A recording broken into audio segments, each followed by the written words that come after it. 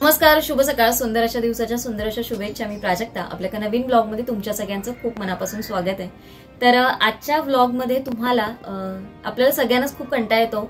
उन्हाळा असो किंवा काय बोलतात ना, पावसाळा असो, हिवाळा असो, आपल्याला बऱ्याच वेळा ना संध्याकाळचं जेवण करायचा खूप कंटाळा येतो.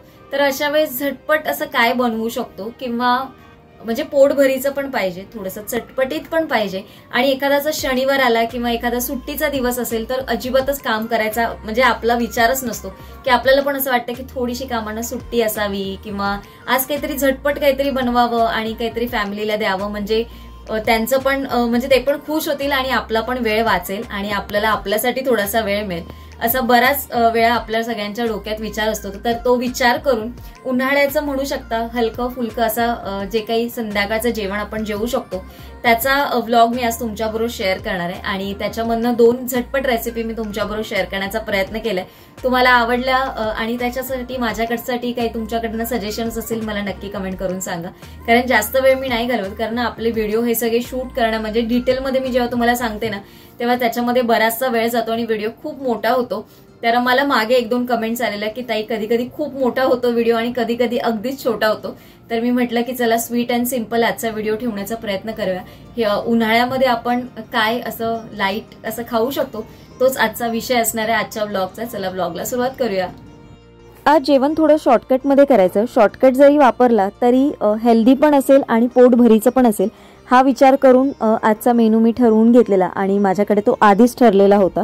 तर इथे मी ना सर्वात आधी ना बीट उकडवून घेणार आहे, कारण बीट माझ्याकडे मी तुम्हाला दाखवलेलं 2च बीट आणलेले आणि खूप मोठे मोठे होते. तर एक मी त्या दिवशी ऑलरेडी उकडून घेतलेलं, मी टिफिनला घेऊन गेलेली, आणि आता जे एक उरलंय तर मी म्हटलं चला ते पण मी उकडून घेते आणि त्याची ना बारीक पेस्ट बनवून ठेवणार आहे. आणि बीटच्या चपात्या किंवा पुऱ्या ना अगदी खूप छान होतात, म्हणजे मऊ लुसलुशीत होतात. म्हणजे चपातीचं पीठ तुमचं अगदी कडक जरी असेल ना तरी अजिबात तसं राहत नाही, म्हणजे अगदी सॉफ्ट होतात आणि त्या दिसायला एवढ्या छान दिसतात ना, कलरफुल. आणि बीट पण पोटात गेलेल्याचं एक समाधान असतं आपल्याला, कारण बीट असं खाणं होत नाही जेव्हा आपण कधी कोशिंबीर वगैरे करू किंवा असं कधी उकडून वगैरे खाऊ तेव्हाच. आणि म्हणून मी म्हटलं ठीक आहे चला.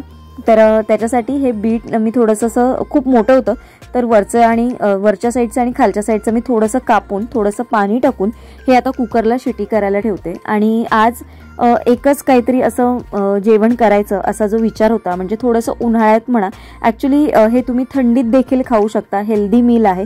तुम्हाला ऑप्शन याच्यामध्ये तुम्ही बऱ्याच वेगवेगळ्या पदार्थाचे म्हणजे ऑप्शन्स याच्यामध्ये, म्हणजे एका पदार्थापासून आपण बरेचसे पदार्थ करू शकतो ह्या एका रेसिपीपासून.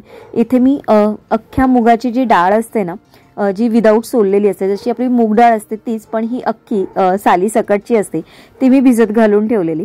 तर त्याचाच आज आपल्याला एक तुम्ही म्हणू शकता, मग त्याच्यामध्ये टिक्की म्हणू शकता, कबाब म्हणू शकता, तुम्ही त्याचे रोल करू शकता, त्याचे ठेपले म्हणू शकता, किंवा त्याचबरोबर धपाटे म्हणू शकता, किंवा थालीपीठ पण करू शकतो. एखाद्या वेळेस तुम्हाला जर टिक्की करून तुम्हाला बर्गर करून खायचं असेल तर ते पण तुम्ही खाऊ शकता.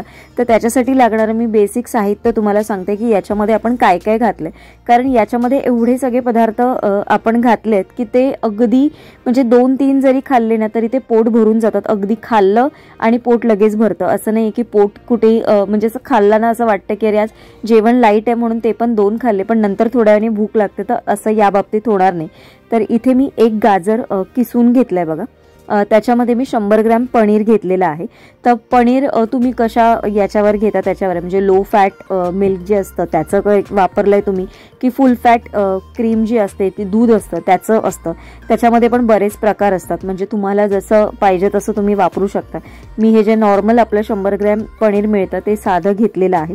याचबरोबर गाजर आहे आणि याच्यामध्ये मी थोडीशी आता कोथिंबीर कापून घेणार आहे. आणि याच्यामध्ये ना मी पालक आहे, पालकचा पण वापर करणार आहे. तर कोथिंबीर मी याच्यामध्ये टाकून मी मिक्स करून घेणार आहे. आणि पालकचा मी कसा वापर करणार आहे ते देखील तुम्हाला मी पुढे सांगते, कारण या सगळ्या गोष्टी आहेत ना आणि हे सगळे पदार्थ तुमच्यावर तुम्ही कसे वापरता.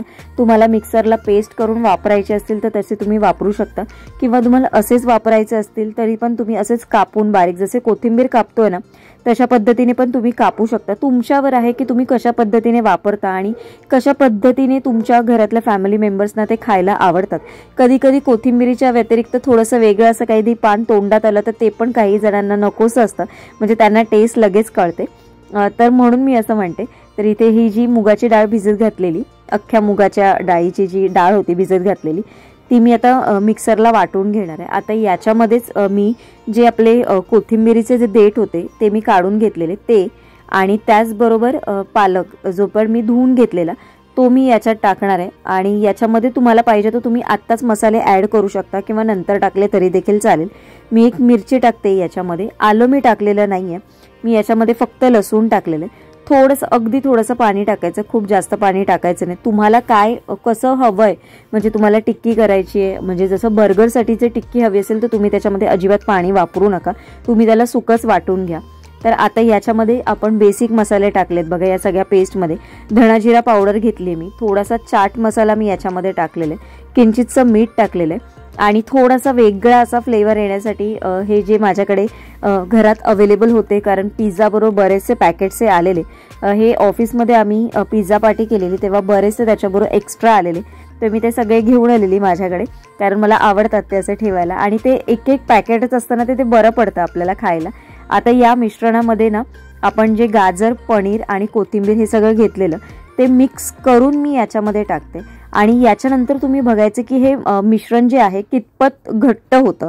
आणि त्याच्यानंतर मग आपण जर तुम्हाला खूप जास्त पातळ वाटत असेल तर मग तुम्ही याच्यामध्ये ज्वारी किंवा बाजरी असं मिक्स करू शकता. ते हेल्दी असं व्हर्जन असू शकतं आणि ते पोटभरीचं पण असतं. मी याच्यामध्ये ज्वारीचं पीठ ॲड केलेलं आहे.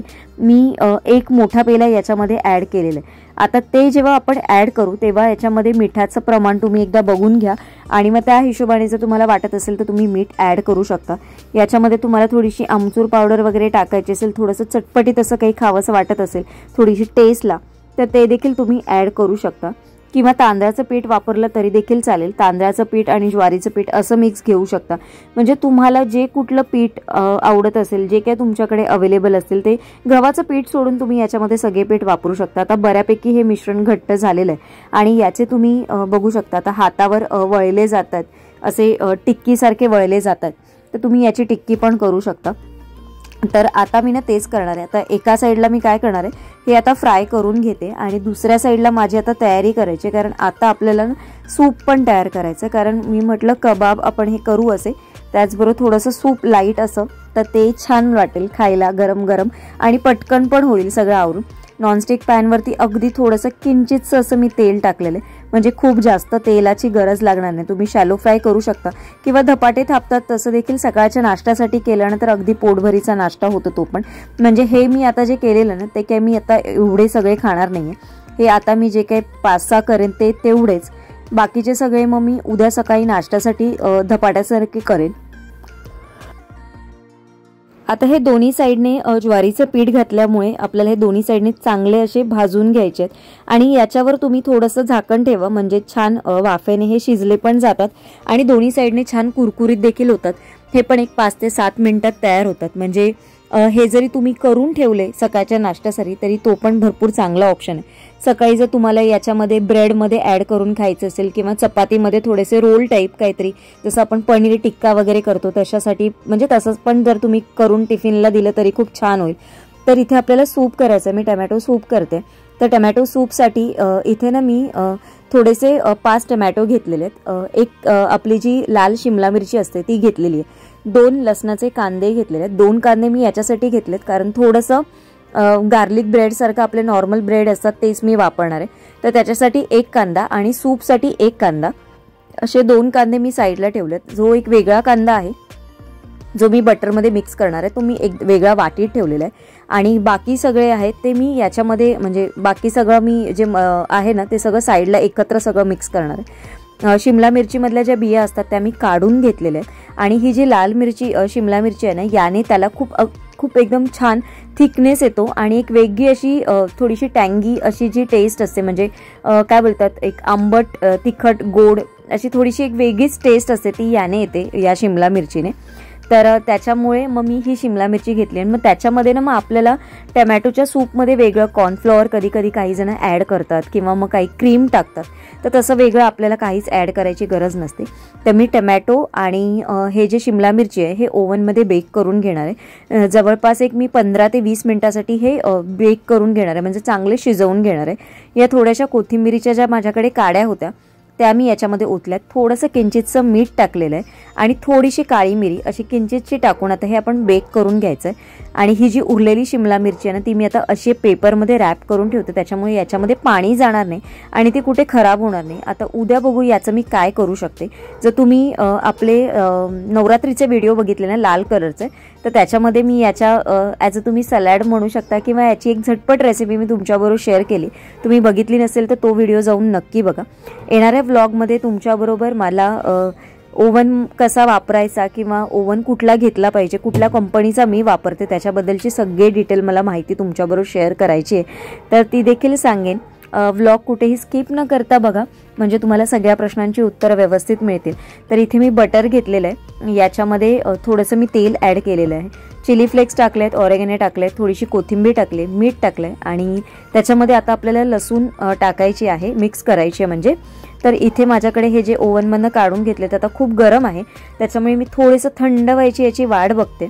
आणि थंड झाल्यानंतर मग याच्यातली जी लसूण आहे ती एक लसणीचा कांदा आपण या टमॅटोच्या पेस्टमध्ये ॲड करणार आहोत. आणि हा जो दुसरा आहे तो मी छानपैकी सोलून घेतला आणि त्याला सोलायची गरज नसते, तो वाफेने म्हणजे ते आपल्या आतमध्ये भाजले जातात ना त्याच्यामध्ये तो ऑलरेडी शिजला गेलेला असतो आणि त्याला एक छान असा स्मोकी फ्लेवर असतो, तर ते खूप छान लागतो. तुम्ही जरी नुसतं असं पॅनमध्ये जरी ठेवून वरती झाकण ठेवून जरी तुम्ही ते शिजवलं ना तरी छान अशी ती लसूण शिजली जाते आणि त्याची टेस्ट खूप छान येतं. तर हे मिश्रण आपल्याला आता बाजूला करून ठेवायचं आहे. आणि जे आपण कांदा लसूण हे सगळं थंड करायला ठेवलेलं, तर याची ना तुम्ही सालं काढून पण मिक्सरला बारीक वाटून घेऊ शकता किंवा सालं न काढता पण तुम्ही वाटून घेऊ शकता. इथे मी सालं न काढता वाटून घेते. आणि काय होतं, जेव्हा सालं आपण काढत नाही ना तेव्हा त्याला गाळायची गरज लागते. म्हणजे जेव्हा आपल्याला एक स्मूथ कन्सिस्टन्सी हवी असते, जेव्हा सूपची वगैरे म्हणा, तेव्हा तुम्ही त्याला गाळून घेण्याची गरज असते.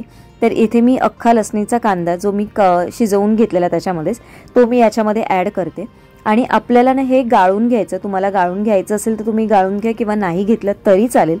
तर इथे मी आता ते गॅसवर ठेवते आणि फक्त आपल्याला गरम करून घ्यायचं आहे. याच्यामध्ये याची टेस्ट बॅलन्स करण्यासाठी मी चवीप्रमाणे मीठ टाकलेलं आहे, किंचितची अर्धा चमचा साखर टाकलेली आहे, थोडीशी कोथिंबीर आणि थोडीशी काळी मिरीची पावडर.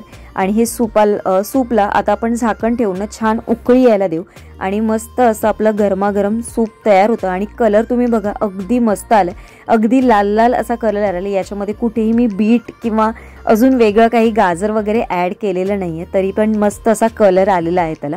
आता आपण जे नॉर्मल ब्रेड असतात तेच मी ब्रेड घेतलेले आहेत, मी काही वेगळे गार्लिक ब्रेड वगैरे कुठलाच ब्रेड घेऊन आलेली नाही आहे. ब्रेड आमच्याकडे तुम्हाला माहिती आहे फार कमी आणला जातो, पण आता मी म्हटलं चला हे करतेच आहे तर म्हटलं त्याच्याबरोबर आपण हे सूप बरोबर थोडंसं खाण्यासाठी हे पण बनवून घ्या. हे ऑप्शनल आहे, पण तुम्ही जर सूप केलं आणि ती जी टिक्की आहे ती केली तरी भरपूर पोटभरीचा नाश्ता आहे. थोड्या वेळेस तुम्हाला पहिलं खाताना अर्धा एक तास असं वाटेल की अरे आपण खूप कमी खाल्लं आज, पण नाही, नंतर तुमचं पोट अगदी भरून जाईल, खूप हेवी होऊन जाईल. तर इथे आता हे सगळ्या ब्रेडवरनं मी हे जे मिश्रण केलं आहे आपण ते लावून घेणार आहोत. आणि याच्यावरती मग आपण तुम्हाला पाहिजे असेल तर चीज तुम्ही ॲड करा किंवा नाही केलं तरी चालेल. मी थोडेसे याच्यावरनं जे आपण मक्याचे दाणे फ्रीज करून ठेवलेले ते थोडेसे मी काढून ठेवलेत आणि मी ते थोडेसे एक 4-5 याच्यावरती ॲड करून घेणार आहे. ते जेव्हा आपण सूपमध्ये जरी टाकले असते ना तरी ते खायला मध्ये मध्ये जेव्हा चावून खाऊ ना तेव्हा खूप चांगले लागतात, तर ते पण तुम्ही ॲड करू शकता. आणि स्वीट कॉर्न असल्यामुळे त्याचा पण एक टेस्ट खूप छान असते. मला असं विचार करते, मी आज तुमच्याबरोबर ही जी सूपची रेसिपी शेअर केली ना तेव्हा मला असं वाटलं की अरे तुमच्याबरोबर स्वीट कॉर्नच्या सूपची पण रेसिपी शेअर करावी. तर बघू आता असंच एखाद्या संध्याकाळच्या वेळेस मी जेव्हा सूप करेन तर तेव्हा मी स्वीट कॉर्नचंच करेन आणि ते नक्की तुमच्याबरोबर शेअर करेन. आता इथे मी थोडं चीज थोडंसं नावाला टाकते आणि हे पण मी ओव्हनमध्ये बेक करायला ठेवणार आहे. मी खूप जास्त बेक करणार नाही, कडक करणार नाही, फक्त एक हार्डली 2 सेकंदासाठी मी ठेवणार आहे. म्हणजे थोडंसं चीज किंचित असं मेल्ट झालं ना आणि ब्रेड थोडासा कुरकुरीत झाला की आपलं हे ब्रेड पण तयार झाले आणि आपलं सूप पण तयार आणि ऑलरेडी आपली टिक्की पण तयार आहे. त्याच्यामुळे खूप जास्त असं थांबण्यात वेळ घालवण्यात अर्थ नाही आहे, कारण हे जे काही आहे म्हणजे जे सूप वगैरे ना गरम गरम पिण्यातच खूप मजा आहे. तर आता ह्याच्यावर थोडेसे मी चिली फ्लेक्स आणि ऑरेगॅनो परत टाकते, म्हणजे ते जेव्हा चीज मेल्ट झालं ना की त्याच्यावर खूप छान दिसतात. आणि इथे बघू शकता कन्सिस्टन्सी अगदी छान, अगदी मस्त आहे आणि कुठेही फाटलं नाही आहे. म्हणजे जे त्याच्यामध्ये फाटलं जातं, कधी कधी आंबटपणा जास्त असेल आणि सूप फाटलं जातं, तर तसं अजिबात झालेलं नाही आहे. आता प्लेट तयार करते मी. तर मस्तपैकी सूप घेतलेलं आहे, थोडंसं सलाड घेतलं आहे, गाजरमध्ये मी थोडंसं लिंबू आणि थोडंसं मीठ असं थोडंसं मिक्स केलेलं आहे आणि ते आता छानपैकी इथे पसरवते प्लेटमध्ये. त्याच्यावरती आपली ही पॅटी ठेवणार आहोत. तुम्ही असंच याच्यामध्ये तुम्हाला बर्गर करायचं असेल तर याचा वापर करू शकता तुम्ही, किंवा रोलमध्ये पण चपातीमध्ये असं थोडेसे सॉस केचप वगैरे लावा, मेयोनीज लावा. ही छानपैकी टिक्की थोडी थोडी तोडून तुम्ही टाका, वरून थोडंसं परत काहीतरी कांदा वगैरे सलाड टाका आणि मस्त अशी तुमचा रोल पण तयार झालेला आहे. तर अशा पद्धतीने आमचं आजचं हे जेवण होतं. अगदी हलकं फुलकं असं जेवण होतं, तरीही हेल्दी असं आहे. तर कसं वाटलं मला नक्की कमेंट करून सांगा आणि अशाच वेगवेगळ्या रेसिपी उन्हाळ्यासाठीच्या तुमच्याबरोबर लवकरात लवकर शेअर करण्याचा मी नक्की प्रयत्न करेन. चला, आजचा ब्लॉग मी इथेच एंड करते. तुम्हाला आवडला असेल अशी आशा करते. उद्या एका छानशा ब्लॉग मध्ये भेटेन. तोपर्यंत सगळ्यांना Shri Swami Samarth. Bye bye and take care.